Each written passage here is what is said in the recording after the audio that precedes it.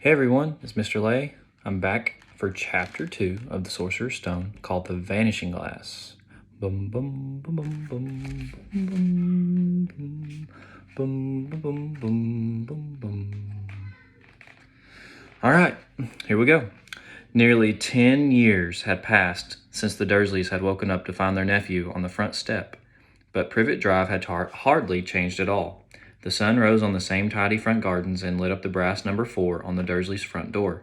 It crept into their living room, which was almost exactly the same as it had been on the night when Mr. Dursley had seen that fateful news report about the owls. Only the photographs on the mantelpiece really showed how much time had passed. 10 years ago. There had been lots of pictures of what looked like a large pink beach ball wearing different colored bonnets. But Dudley Dursley was no longer a baby. And now the photograph showed a large blond boy riding his first bicycle on a roundabout at the fair, playing a computer game with his father, being hugged and kissed by his mother. The room held no sign at all that another boy lived in the house too. Yet Harry Potter was still there, asleep at the moment, but not for long. His Aunt Petunia was awake, and it was her shrill voice which made the first noise of the day. Up! Get up! Now! Harry woke up with a start. His aunt rapped on the door again. Up! She screeched. Harry heard her walking towards the kitchen and then the sound of the frying pan being put on the cooker. He rolled onto his back and tried to remember the dream he had been having. It had been a good one. There had been a flying motorbike in it. He had a funny feeling he'd had the same dream before. His aunt was back outside the door. Are you up yet? She demanded. Nearly, said Harry. Well, get a move on. I want you to look after the bacon, and don't you dare let it burn. I want everything perfect on Duddy's birthday. Harry groaned. What did you say? His aunt snapped through the door. Nothing. Dudley's birthday. How could he have forgotten? Harry got slowly out of bed and started looking for socks. He found a pair under his bed, and after pulling a spider off one of them, put them on. Harry was used to spiders because the cupboard under the stairs was full of them, and that was where he slept. When he was dressed, he went down the hall into the kitchen. The table was almost hidden beneath all Dudley's birthday presents. It looked as though Dudley had got the new computer he wanted, not to mention the second television and the racing bike. Exactly why Dudley wanted a racing bike was a mystery to Harry, as Dudley was very fat and hated exercise. Unless, of course, it involved punching somebody. Dudley's favorite punch bag was Harry, but he couldn't often catch him. Harry didn't look it, but he was very fast. Perhaps it had something to do with living in a dark cupboard, but Harry had always been small and skinny for his age. He looked even smaller and skinnier than he really was because all he had to wear were old clothes of Dudley's, and Dudley was about 4 times bigger than he was. Harry had a thin face, knobbly knees, black hair, and bright green eyes. He wore round glasses, held together with a lot of sellotape because all the times Dudley had punched him on the nose. The only thing Harry liked about his own appearance was a very thin scar on his forehead, which was shaped like a bolt of lightning. He had had it as long as he could remember, and the first question he could ever remember asking his Aunt Petunia was how he had got it. In the car crash when your parents died, she had said, and don't ask questions. Don't ask questions. That was the first rule for a quiet life with the Dursleys. Uncle Vernon entered the kitchen as Harry was turning over the bacon. Comb your hair, he barked by the way of a morning greeting. About once a week, Uncle Vernon looked over the top of his newspaper and shouted that Harry needed a haircut. Harry must have had more haircuts than the rest of the boys in his class put together, but it made no difference. His hair simply grew that way, all over the place. And here's Harry under the cupboard, under the stairs. Harry was frying eggs by the time Dudley arrived in the kitchen with his mother. Dudley looked a lot like Uncle Vernon. He had a large pink face, not much neck, small, watery blue eyes, and on blonde hair that lay smoothly on his thick, fat head. Aunt Petunia often said that Dudley looked like a baby angel. Harry often said that Dudley looked like a pig in a wig. Harry put the plates of eggs and bacon on the table, which was difficult as there wasn't much room. Dudley, meanwhile, was counting his presents. His face fell. 36, he said, looking up at his mother and father. That's 2 less than last year. Darling, you haven't counted Auntie Marge's present. See, it's here under this big one from Mummy and Daddy. All right, 37 then, said Dudley, going red in the face. Harry, who could see a huge Dudley tantrum coming on, began wolfing down his bacon as fast as possible in case Dudley turned the table over. Aunt Petunia obviously scented danger too, because she said quickly, "And we'll buy you another 2 presents while we're out today. How's that, Popkin? 2 more presents, is that all right?" Dudley thought for a moment. It looked like hard work. Finally, he said slowly, "So I'll have 39 sweetums," said Aunt Petunia. "Oh." Dudley sat down heavily and grabbed the nearest parcel. "All right, then." Uncle Vernon chuckled. "Little Tyke wants his money's worth, just like his father. Attaboy, Dudley." He ruffled Dudley's hair. At that moment, the telephone rang, and Aunt Petunia went to answer it, while Harry and Uncle Vernon watched Dudley unwrap the racing bike, a sign camera, a remote control aeroplane, 16 new computer games, and a video recorder. He was ripping the paper off a gold wristwatch when Aunt Petunia came back from the telephone, looking both angry and worried. "Bad news, Vernon," she said. "Mrs. Figg's broken her leg. She can't take him." She jerked her head in Harry's direction. Dudley's mouth fell open in horror, but Harry's heart gave a leap. Every year on Dudley's birthday, his parents took him and a friend out for the day to adventure parks, hamburger bars, or the cinema. Every year, Harry was left behind with Mrs. Figg, a mad old lady who lived 2 streets away. Harry hated it there. The whole house smelled of cabbage, and Mrs. Figg made him look at photographs of all the cats she'd ever owned. "Now what?" said Aunt Petunia, looking furiously at Harry as though he'd planned this. Harry knew he ought to feel sorry that Mrs. Figg had broken her leg, but it wasn't easy when he reminded himself it would be a whole year before he had to look at Tibble, Snowy, Mr. Paws, and Tufty again. "We could phone Marge," Uncle Vernon suggested. "Don't be silly, Vernon. She hates the boy." The Dursleys often spoke about Harry like this, as though he wasn't there, or rather as though he was something very nasty that couldn't understand them like a slug. "What about what's-her-name, your friend, Yvonne?" "On holiday in Majorca," snapped Aunt Petunia. "You could just leave me here," Harry put in hopefully. He'd be able to watch what he wanted on television for a change, and maybe even have a go on Dudley's computer. Aunt Petunia looked as though she'd just swallowed a lemon. "And come back and find the house in ruins?" she snarled. "I won't blow up the house," said Harry, but they weren't listening. "I suppose we could take him to the zoo," said Aunt Petunia slowly, "and leave him in the car." "That car's new. He's not sitting in it alone." Dudley began to cry loudly. In fact, he wasn't really crying. It had been years since he had really cried, but he knew that if he screwed up his face and wailed, his mother would give him anything he wanted. "Dinky Duddydums, don't cry. Mummy won't let him spoil your special day," she cried, flinging her arms around him. "I don't want him to come," Dudley yelled between huge pretend sobs. "He always spoils everything." He shot at Harry, a nasty grin through the gap in his mother's arms. Just then the doorbell rang. "Oh, good Lord, they're here," said Aunt Petunia frantically, and a moment later Dudley's best friend, Piers Polkiss, walked in with his mother. Piers was a scrawny boy with a face like a rat. He was usually the one who held people's arms behind their backs while Dudley hit them. Dudley stopped pretending to cry at once. Half an hour later, Harry, who couldn't believe his luck, was sitting in the back of the Dursleys' car with Piers and Dudley on the way to the zoo for the first time in his life. His aunt and uncle hadn't been able to think of anything else to do with him, but before they'd left, Uncle Vernon had taken Harry aside. "I'm warning you," he said, putting his large purple face right up close to Harry's. "I'm warning you now, boy. Any funny business, anything at all, and you'll be in that cupboard from now until Christmas."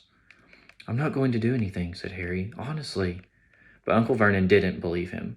No one ever did.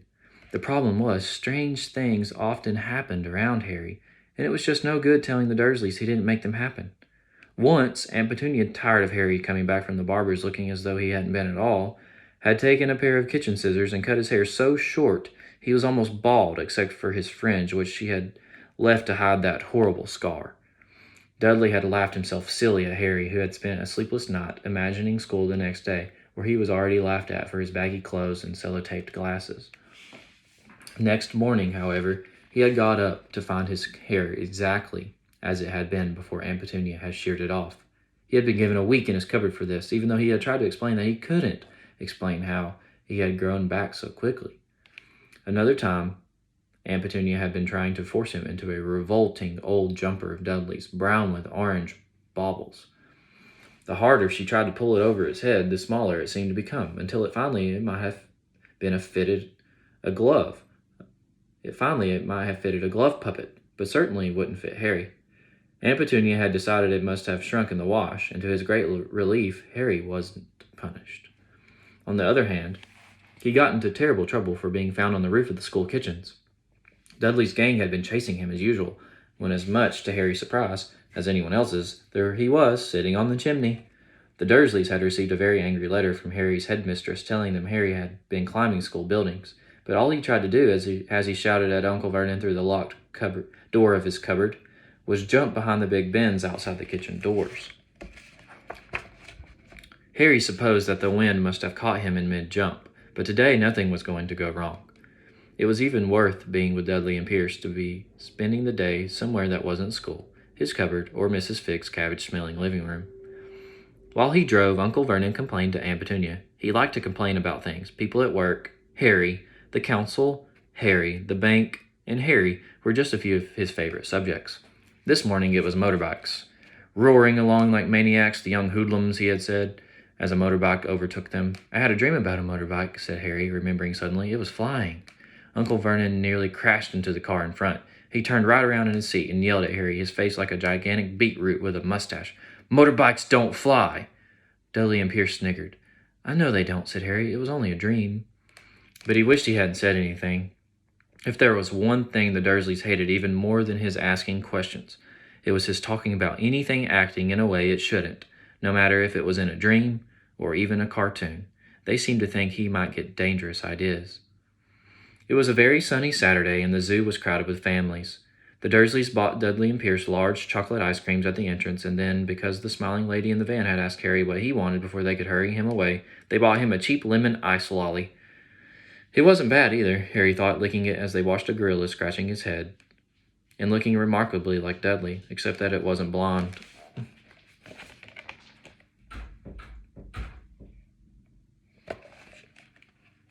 Harry had the best morning he'd had in a long time. He was careful to walk a little way apart from the Dursleys so that Dudley and Pierce, who were starting to get bored with the animals by lunchtime, wouldn't fall back on their favorite hobby of hitting him.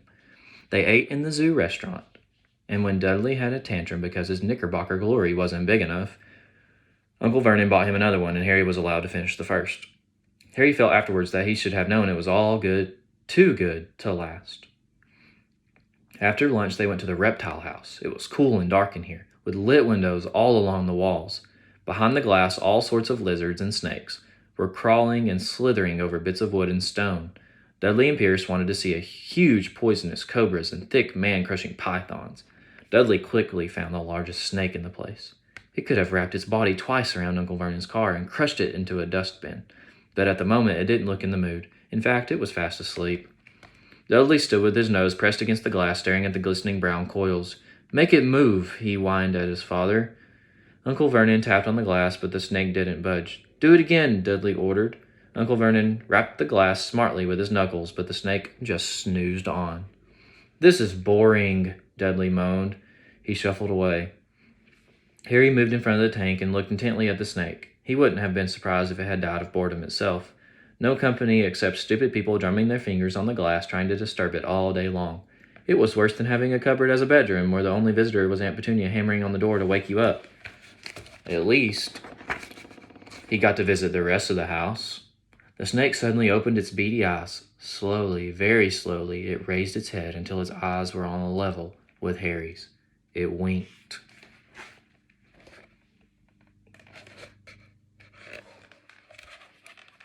Harry stared. Then he looked quickly around to see if anyone was watching. They weren't. He looked back at the snake and winked, too. The snake jerked its head towards Uncle Vernon and Dudley, then raised its eyes to the ceiling. It gave Harry a look that said quite plainly, I get that all the time. I know, Harry murmured through the glass, though he wasn't sure the snake could hear him. It must be really annoying. The snake nodded vigorously. Where do you come from, anyway? Harry asked. The snake jabbed its tail at the little sign next to the glass. Harry peered at it. Boa constrictor, Brazil. Was it nice there? The boa constrictor jabbed its tail at the sign again, and Harry read on. This specimen was bred in the zoo. Oh, I see. So you've never been to Brazil? As the snake shook its head, and a deafening shout behind Harry made both of them jump. Dudley! Mr. Dursley! Come and look at this snake! You won't believe what it's doing! Dudley came waddling towards them as fast as he could. Out of the way, you, he said, punching Harry in the ribs. Caught by surprise, Harry fell hard on the concrete floor. What came next happened so fast, no one saw how it happened. 1 second, Pierce and Dudley were leaning right up close to the glass. The next, they had leapt back with howls of horror. Harry sat up and gasped. The glass front of the boa constrictor's tank had vanished. The great snake was uncoiling itself rapidly, slithering out onto the floor. People throughout the reptile house screamed and started running for the exits. As the snake slid swiftly past him, Harry could have sworn a low hissing voice said, "Brazil, here I come. Thanks, amigo." The keeper of the reptile house was in shock. "But the glass," he kept saying. "Where did the glass go?" The zoo director himself made Aunt Petunia a cup of strong sweet tea while he apologized over and over again. Pierce and Dudley could only gibber. As far as Harry had seen, the snake hadn't done anything except snap playful at their heels as it passed, but by the time they were all back in Uncle Vernon's car, Dudley was telling them how it had nearly bitten off his leg, while Pierce was swearing it had tried to squeeze him to death. But worst of all, for Harry at least, was Pierce calming down enough to say, "Harry was talking to it, weren't you, Harry?" Uncle Vernon waited until Pierce was safely out of the house before starting on Harry. He was so angry he could hardly speak. He managed to say, "Go, cupboard, stay, no meals," before he collapsed into a chair and Aunt Petunia had to run and get him a large brandy. There's the snake chasing the people.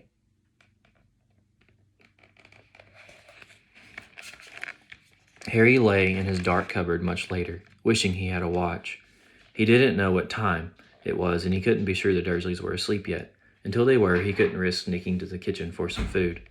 He'd lived with the Dursleys almost 10 years. 10 miserable years. As long as he could remember. Ever since he'd been a baby and his parents had died in that car crash. He couldn't remember being in the car when his parents had died. Sometimes when he strained his memory during long hours in his cupboard, he came up with a strange vision. A blinding flash of green light and a burning pain on his forehead.